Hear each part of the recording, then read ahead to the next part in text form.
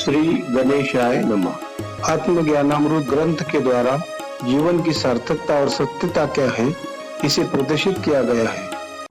श्री गणेशाय नमः। श्री आत्मज्ञानामृत ग्रंथ समस्त धर्म ग्रंथों का सार, भाग 42। आसक्ति की वृद्धि होने पर मन में कामना उत्पन्न हो जाएगी। कामनाओं की पूर्ति न होने पर बुद्धि क्रोध युक्त हो जाएगी। राग द्वेष उत्पन्न होकर अंतकरण की प्रसन्नता खो जाएगी। निरंतर यही समस्या आखिर तेरे पतन का कारण बन जाएगी। श्लोकार्थ। संसार के पदार्थ के प्रति आसक्ति, लोभ, लालच की भावना तीव्र होने पर मनुष्य के मन में वासना की उत्पत्ति होती है। फिर कामनाओं की पूर्तता में बाधा उत्पन्न होने पर बुद्धि में क्रोध का प्रादुर्भाव होकर बुद्धि क्रोध की अग्नि से भर जाती है। फिर क्रोधी व्यक्ति का अपने मन पर से नियंत्रण खो जाता है। उसके मन में राग द्वेष जैसी अनेक पाप जनित भावना उत्पन्न हो जाती है। इससे उसके मन की प्रसन्नता नष्ट होकर वह निराश तथा बेचैन रहने लगता है और इसी तरह बुद्धि भ्रष्ट होकर विनाश की स्थिति आने पर व्यक्ति का सर्वनाश हो जाता है। श्रद्धा भाव से युक्त होकर जब तू भक्ति में लीन हो जाएगा, सात्विक कर्म सदा करने से तेरा जीवन उत्साह से भर जाएगा। मोक्ष के मार्ग पर अग्रसर होकर तू बंधन से मुक्त हो जाएगा। हर्ष शोक से अलिप्त रहकर परम सिद्धि को प्राप्त हो जाएगा।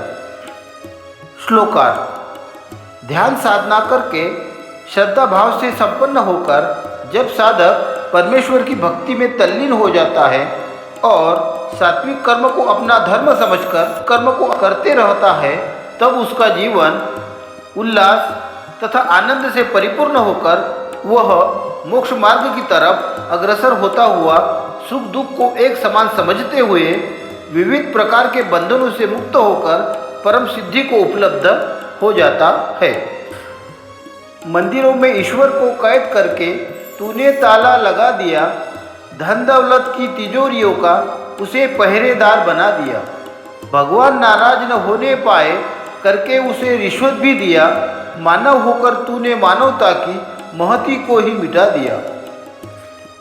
श्लोकार्थ। मनुष्य की अज्ञानता का उदाहरण देते हुए संत पुरुष कहते हैं कि जो परमात्मा सर्वत्र विद्यमान है, धरती के कण-कण में बसा हुआ है, ऐसे असीम निराकार परब्रह्म परमात्मा को मानव की विकृत दृष्टिकोण की भावना ने मंदिरों में बंदी बनाकर रखा है तथा रुपयों पैसे की सुरक्षा करने के लिए चौकीदार के पद पर नियुक्त किया है।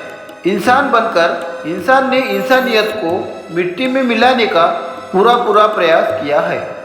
अमूल्य जीवन के महत्व को खो दिया है और अपने बुरे कर्मों से ईश्वर नाराज न हो जाए, इसलिए भगवान को खुश करने के लिए भिन्न भिन्न देवताओं के मंदिरों में जाकर वहाँ पर कई प्रकार के चढ़ावे चढ़ाकर परमात्मा को घूस देने का मूर्खतापूर्ण प्रयास किया है।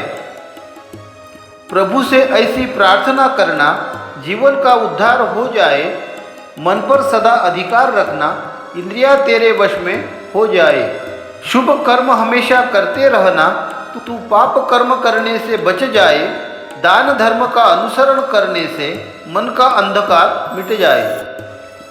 श्लोकार्थ। मनुष्य को जीवन में अपने चंचल मन पर तथा इंद्रियों पर नियंत्रण रखते हुए अपना हर कार्य संपन्न करते समय परमात्मा से प्रार्थना करनी चाहिए कि हे प्रभु, मेरे द्वारा समाज में ऐसे कार्य हो जिससे समाज में उपस्थित लोगों के जीवन का उत्थान हो सके।